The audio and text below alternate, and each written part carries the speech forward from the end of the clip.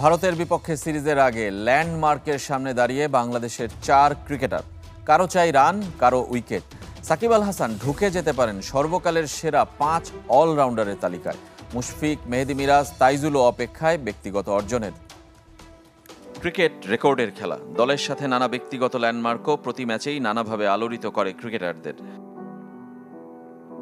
ভারতের বিপক্ষে ঐতিহাসিক সিরিজের আগে হাতছানি দিয়ে ডাকছে 4 ক্রিকেটারের ব্যক্তিগত অর্জন, সেটা দেশীয় ও আন্তর্জাতিক পর্যায়ে। সাকিব আল হাসান, মুশফিকুর রহিম, মেহেদী হাসান মিরাজ, তাইজুল ইসলাম সেই ক্ষণ গুনছেন। সাকিব আল হাসান টেস্ট অলরাউন্ডারের 1 নম্বর স্থান হারিয়েছেন, তবে সর্বকালের সেরা অলরাউন্ডারের তালিকা করলে তাকে প্রথম সারিতেই রাখতে হবে। টেস্টে মাত্র 4 জনের আছে 4,500 রান ও 250 wicket. Ian Botham, Kapil Dev, Jack Kallis ও ড্যানিয়েল ভেট্টোরির সেই তালিকায় নাম তোলার অপেক্ষায় সাকিব।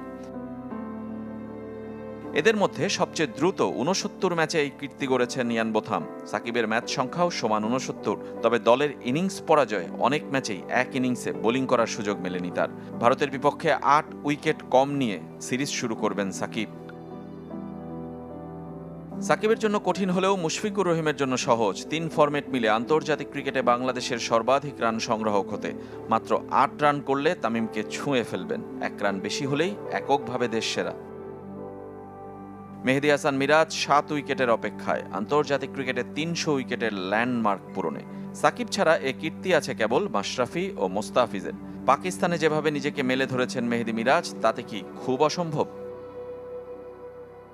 মিরাজের চেয়ে লক্ষ্যটা কম হলেও অপেক্ষাটা দীর্ঘায়িত হতে পারে তাইজুল ইসলামের জন্য, কেননা টেস্ট একাদশে জায়গা পাওয়াটাই যে কঠিন হয়ে পড়েছে তার জন্য। মাত্র 5 উইকেট চাই তাইজুলের টেস্টে 200 উইকেটের ল্যান্ডমার্ক পূরণে। নিজেদের লক্ষ্য পূরণে দলের অর্জনের ভাণ্ডারটাও পূর্ণ হতে পারে বাংলাদেশের।